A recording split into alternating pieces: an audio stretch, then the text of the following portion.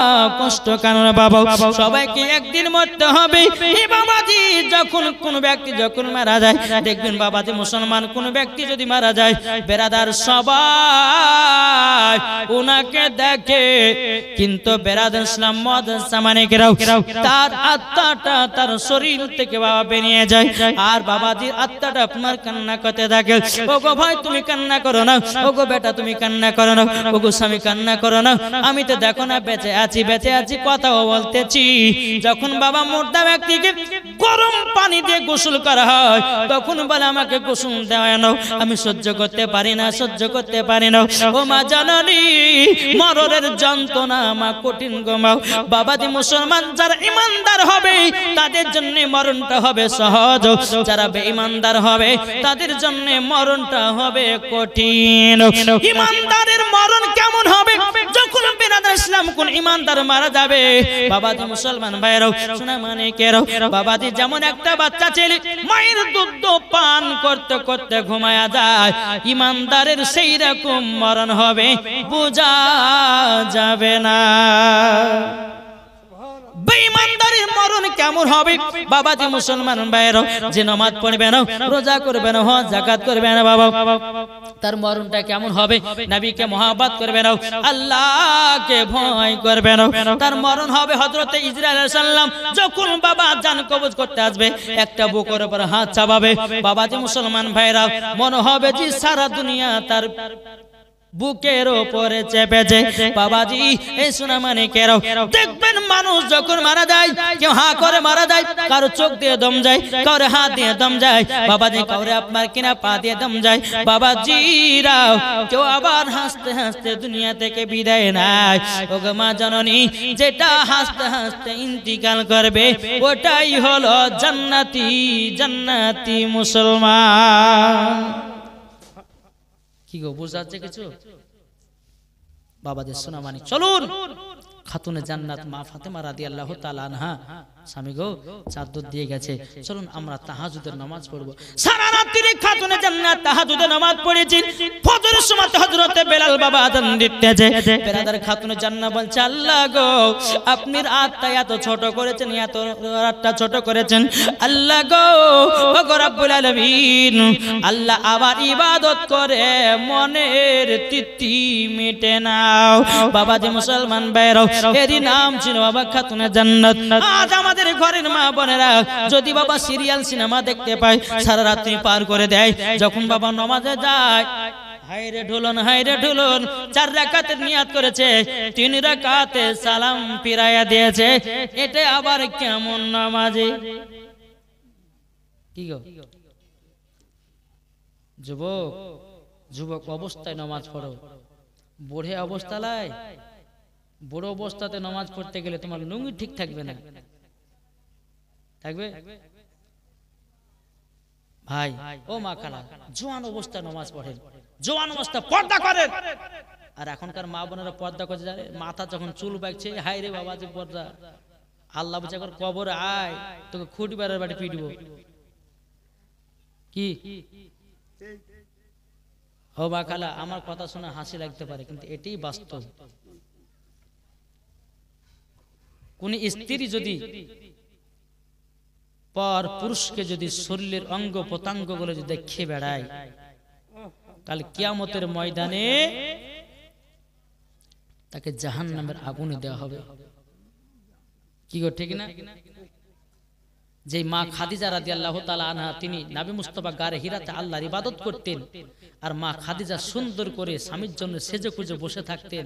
আমার নবী মুস্তাফা সারা রাত সারা দিন মানে আপনার আল্লাহর ইবাদত করে বাড়ি ফিরতেন, মা খাদিজা সেজে কুজে থাকতেন, আমার নবী মুস্তাফা এসে কপালে একটা চুমা দিতেন, বাবাতে মুসলমান মোহাব্বত আরো বেড়ে যেত। জোরে বলেন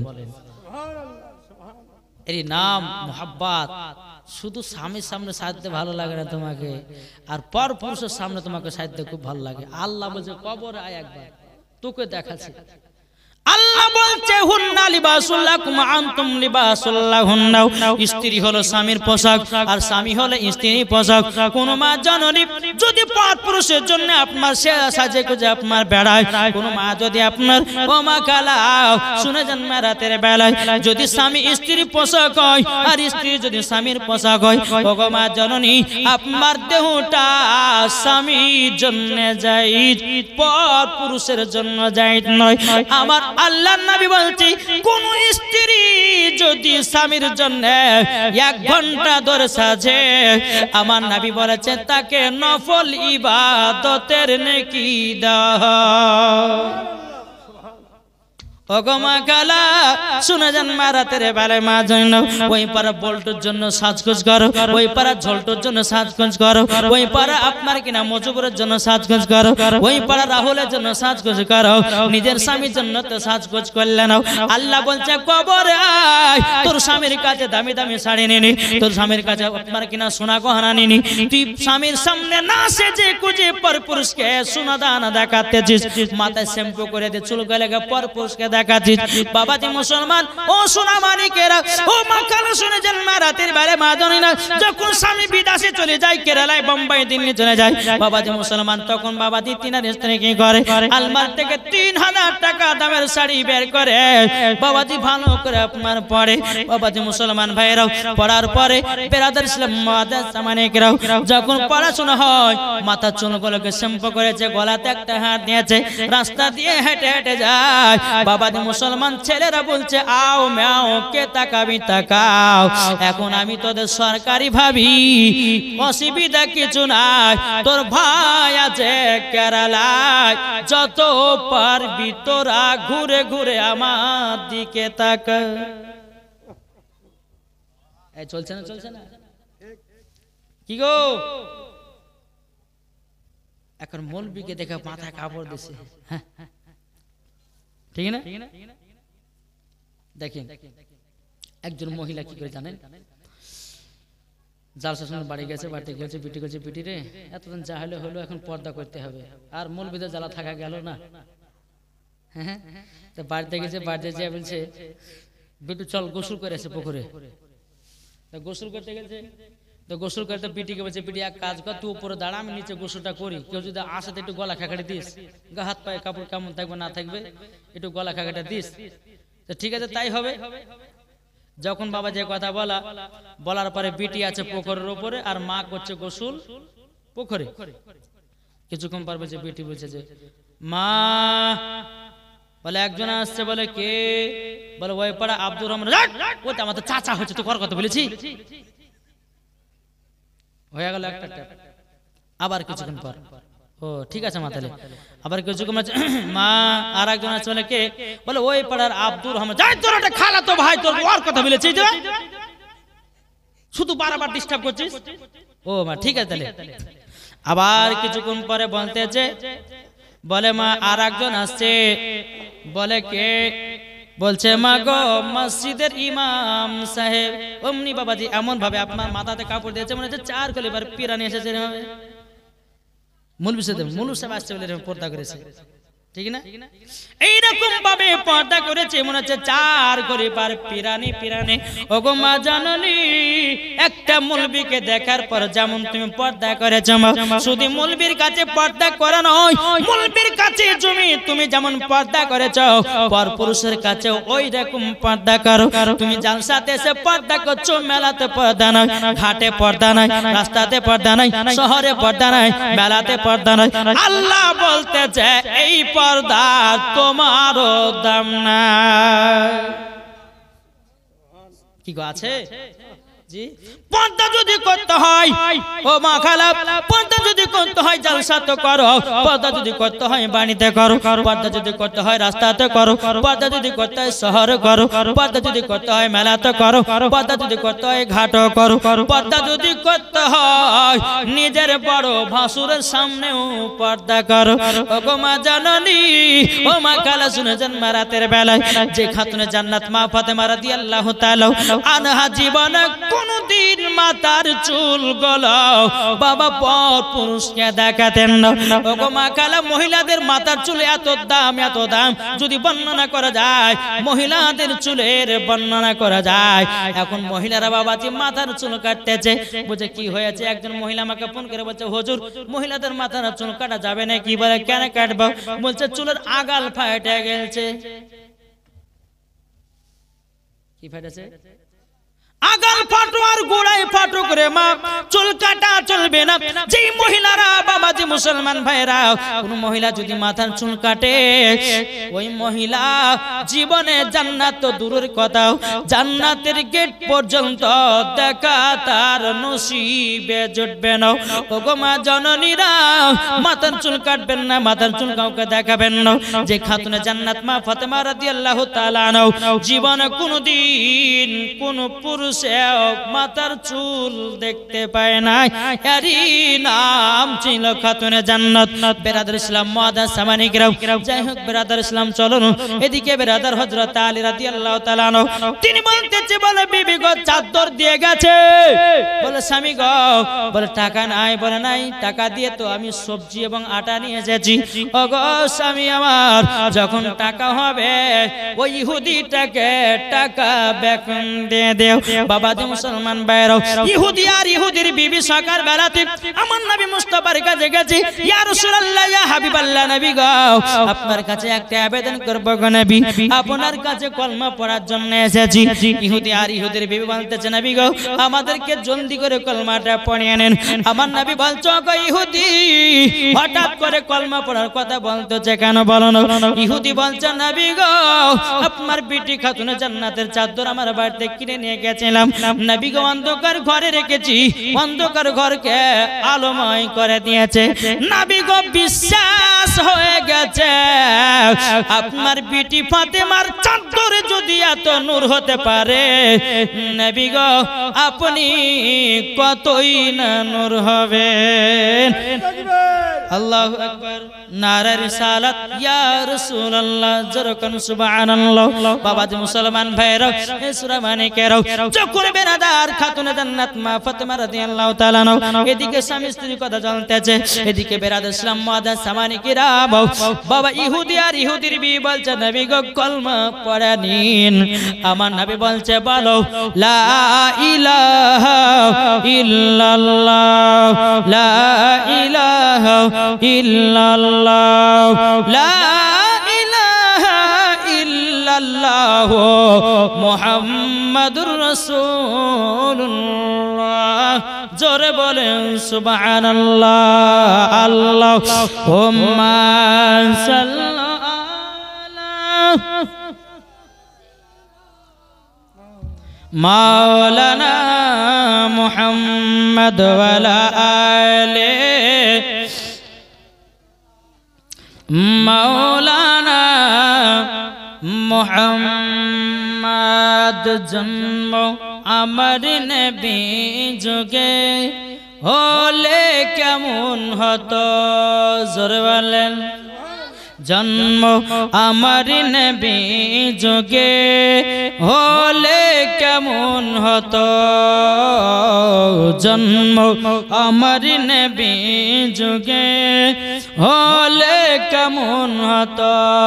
দুনয়নে রাসূল পাক, দুনয়নে রাসূল পাক দেখলে কেমন হতো, জন্ম আমার নবী যুগে হলে কেমন হতো, জন্ম আমার নবী যুগে হলে কেমন হতো।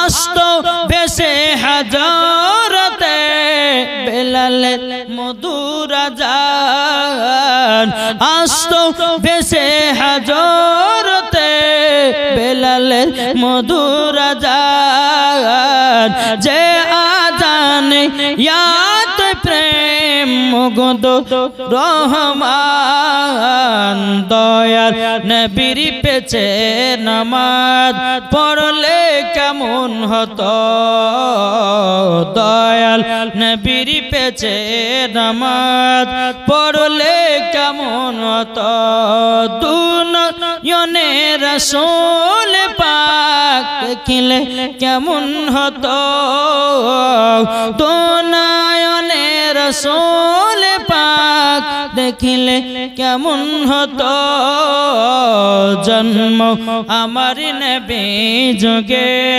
হলে কেমন হতো জন্ম আমার নবী যুগে হলে কেমন হতো তিনি কতই আলোচনায় থাকতাম আমি আদম সামনে রাসূল পাক তো পাশে সাহাবাগণ জোরে বলেন তিনি কতই আলোচনায় থাকতাম আমি আদম তিনি কতই আলোচনায় থাকতাম আমি আদম সামনে রাসূল পাক তো পাশে সাহাবাগণ আবু বকর উমর উসমান আলী সঙ্গী কেমন হতো আবু বকর উমর উসমান আলী সঙ্গী কেমন হতো দুনিয়ানে রাসূল পাক দেখলে কেমন হতো দুনিয়ানে রাসূল পাক দেখিলে কেমন হতো জন্ম আমার নবী যুগে হলে কেমন হতো জোরে বলেন বাবাজি মুসলমান আল্লাহ পাক আল্লাহ তাআলা আমাদের সকলকে মাগো এই জীবনী শোনার আপনাদেরকে তৌফিক দান করে জোরে বলুন আল্লাহুম্মা আমিন বেরাদার মুআজ্জাজ সামানি কিরাম এই খাতুনে জান্নাত মা ফাতেমা রাদিয়াল্লাহু তাআলা আনহা তিনি বুঝে স্বামী গো ও স্বামী আমার আপনি চাদর বিক্রি করে সবজি এবং আটা নিয়ে এসেছেন আল্লাহর কাছে আমরা দোয়া করি প্রার্থনা করি আল্লাহ গো আমাদের অন্তরে স্বামী স্ত্রীর মধ্যে ভালোবাসা আরো বাড়িয়ে দাও জোরে বলেন আল্লাহুম্মা আমিন যখন বাবাই কথা বলতেন আল্লাহ পাক আল্লাহ তাআলা কারেন্টের মতো দোয়া কবুল করতেন জোরে বলেন খাতুনে জান্নাত মা ফাতেমা রাদিয়াল্লাহু তাআলা আনহা বাবাজি স্বামীর ঘর সংসার করে কোনো ঝামেলা নাই কোনো ঝঞ্ঝট নাই কোন রকমের বাবা বাধা বিবাদ নাই বাবাজি মুসলমান ভাইরা ইসলাম মানে কেরাও একদিন মা ফাতেমা রাদিয়াল্লাহু তাআলা স্বামীকে বলছে স্বামী গো আপনি মদিনার বাজারে কাজে যাবেন কাজে যাওয়ার পরে টাকা পেয়ে কিছুটা জও কিনে নিয়ে আসবেন নিয়ে আসার পরে বাড়িতে আমি যাতাতে পিছবো হযরতে আলী রাদিয়াল্লাহু তাআলা তিনি বাবা আপনার মদিনার বাজারে গেলেন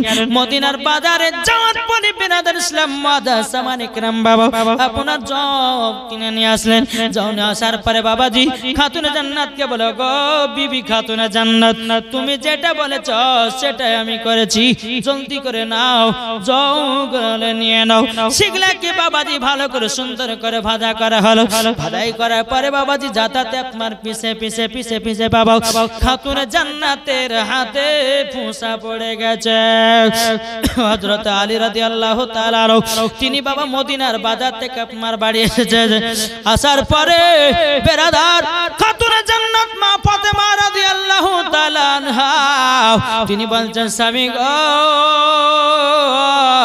চলুন একটু ঠান্ডা পানি পান করুন এবং কিছুটা আপনি জবের আটা দিয়ে একটু ছাতুটা খেয়ে নিন ওগো আমার স্বামী ও স্বামী আমার পেটটা ঠান্ডা হবে। বেরাদর ইসলাম মুআজ্জাজ সামারি কিরাম, এদিকে হযরত আলী রাদিয়াল্লাহু তাআলা আনহু তিনি বাবা খাতুনে জান্নাতের হাতখানা দেখেছে, হাতে যেন বাবা ফোঁসা পড়ে গেছে। এদিকে আলী রাদিয়াল্লাহু তাআলা আনহু তিনি বলতেছে, বলো গো আমার বিবি খাতুনে জান্নাত, তবে শোনো গো শোনো, তোমার কাছে একটাই আবেদন করব। বলে কি আবেদন? আবেদন হলো এটাই, বলো গো আমার বিবি খাতুনে জান্নাত, আবেদন হলো এটাই। বলে কি আবেদন? বলে তোমার হাতে তো ফুসা পড়ে গেছে, জলদি করে হাতটা আমার কাছে আগায়া দিও। আগায়া দেওয়ার পরে বেরাদার হযরত আলী রাদিয়াল্লাহু তাআলা আনহু তিনি আপনার হাতটাকে নিয়ে একটু হাতে চুমা দিয়ে দিলেন। জোরে বলেন সুবহানাল্লাহ। হযরত আলী বলতেছে, বলো গো বিবি খাতুনে জান্নাত, তবে শোনো না, তোমার আব্বা জানের কাছে একটা গোলাম নিয়েছো, আর নিয়ে আসার পরে তোমাকে আর কাজ করতে হবে না, তোমার কাজে আরাম মিলবে। খাতুনে জান্নাত বলছে, স্বামী গো, তবে একটা কথা আপনি শুনুন, আমি যে যাব আমার আব্বা জানের কাছে গোলাম আনতে গো স্বামী, আপনি আমাকে যাওয়ার কি অর্ডার দিচ্ছেন? হযরত আলী রাদিয়াল্লাহু তাআলা আনহু তিনি বলছে, স্বামী গো, বিবি গো, যাও, তোমাকে আমি ছুটি দিয়ে দিলাম। জোরে বলুন সুবহানাল্লাহ। বাবাজি মা ফাতেমা রাদিয়াল্লাহু তাআলা আনহা তিনি পর্দার আড়ালে বাবা এক পা দুপা করে আমার নবী মুস্তাফার কাছে বাবা যেমন পৌঁছেছে, আমার নবী মুস্তাফা যখনই আপনার খাতুনে জান্নাতকে দেখেছে, বাবাজি আমার নবী মুস্তাফা দাঁড়িয়ে গেছেন। দাঁড়িয়ে যাওয়ার পরে আমার নবী মুস্তাফার মাথার পাগড়ি মুবারকটা খুলে খাতুনে জান্নাতকে বসতে দিলেন। বসতে দেওয়ার পরে বাবাজি সমস্ত সাহাবীরা বলছেন, ইয়া রাসূলুল্লাহ, ইয়া হাবিবাল্লাহ, নবী গো, ও গো দয়াল নবীজি, আপনি খাতুনে জান্নাতকে মাথার পাগড়ি খুলে কেন আপনি বসতে দিয়েছেন? আমার নবী বলছে, গো সাহাবীরা, আমার বিটি ফাতেমা সমস্ত নারীদের সরদার, তারই জন্য আমি বসতে দিয়েছি, তারই জন্য বসতে দিয়েছি। বেরাদর ইসলাম মুআজ্জাজ সামানি কিরাম, যখন বাবাজি এই কথা বলার পরে খাতুনে জান্নাত মা ফাতেমা রাদিয়াল্লাহু তাআলা আনহা তিনি বলছে, আব্বা জান গো, আপনার সঙ্গে দুটো পার্সোনাল কথা ছিল। আমার নবী মুস্তাফা বলতেছে, বলো গো বিটি ফাতেমা, আমার কাছে অনেক সাহাবীরা বসে আছি, তুমি এখন বাড়ি চলে যাও। বাড়িতে যাওয়ার পরে আমি এক সময়তে তোমার সঙ্গে দেখা করে নেব। খাতুনে জান্নাত মা ফাতেমা রাদিয়াল্লাহু তাআলা আনহা তিনি বাবাজি কি করলেন? বাড়িতে চলে গেলেন। বাড়িতে চলে যাওয়ার পরে সন্ধ্যাবেলাতে আমার নবী মুস্তাফা এক পা দুপা করে খাতুনে জান্নাতের বাড়িতে গেছেন। এদিকে মা ফাতেমা রাদিয়াল্লাহু তাআলা আনহা তিনি দেখতেছেন আমার আব্বা জান আসতেছে। যখন বাবা আব্বা জান আসতেছে বলে দেখেছেন খাতুনে জান্নাতের শরীর মোবারক থেকে চাদর খুলে নবী মুস্তাফাকে বসতে দিয়েছে। আর এরা বলছে নবীর প্রতি ক্যাম করা যাবে না। ক্যাম মানে কি গো? ক্যাম ক্যাম মানে কি? ক্যাম মানে হচ্ছে দাঁড়ানো। তো খাতুনে জান্নাত নিজের আব্বা জানকে দেখে দাঁড়িয়ে গেছিলেন, আর দাঁড়ানোই মানে হলো ক্যাম। আজ ওয়াহাবি দেবন্দি লামাজাবি এরা বলতেছে নবীর প্রতি ক্যাম করা চলবে না। আরে বোকা, নবীর প্রতি যদি ক্যাম করা নাই চলে তাহলে পরে তুই একটু ভাব, তুই যে দাঁড়িয়ে দাঁড়িয়ে নামাজ পড়ছিস, দাঁড়ানো তো মানে ক্যাম, তো দাঁড়িয়ে দাঁড়িয়ে নামাজ পড়তে কাল থেকে বসে নামাজ পড়িস নাকি গো? কাল থেকে তাহলে বসে নামাজ পড়বি। দাঁড়ানো মানে হলো ক্যাম। আর আমরা দাঁড়িয়ে দাঁড়িয়ে বাবাজি নবীর প্রতি সালাতু সালাম পড়ি কি? ইয়া নবী সালাম আলাইকা পড়ি কি পড়ি না? আমরা গান গাই, আমরা ঢোল বাজনা বাজাই। আরে বোকা কাহিকার লোকেরা বলে যে নবীর প্রতি ক্যাম করে। এই বোকা, এক পৃষ্ঠা পড়ে না, দু পৃষ্ঠা পড়ালাই আর তুই বলছিস নবীর প্রতি ক্যাম করা চলবে না। মানে বাবাজি সোনা মানিকেরা, যেই নবীর প্রতি ক্যাম করেছে হযরত আবু বকর সিদ্দিক, জোরে বলেন, যে নবীর প্রতি ক্যাম করেছে হযরত উমর ফারুক, যে নবীর প্রতি ক্যাম করেছে হযরত উসমান গনি, যে নবীর প্রতি ক্যাম করেছে বেরাদার ইসলাম হযরত আলী, যে নবীর প্রতি ক্যাম করেছে হযরত উসমান জিন্নুরাইন, জোরে বলেন। আর এই বোকারা চার পাতা বাংলা পড়ে এসে বলছে যে নবীর প্রতি ক্যাম করা যাবে না, দুরূদ করা যাবে না, মিলাদ করা যাবে না। বাবাজি এরা হচ্ছে পাক্কা ইহুদিদের দালাল, বুঝতে পেরেছেন না? দেখেছেন বড় বড় দাড়ি আছে না, বড় বড় দাড়ি, হ্যাঁ, আর যার যত বড় দাড়ি ও হচ্ছে শয়তানের বধাড়ি। দেখা যাচ্ছে সুফিগিরি, কিন্তু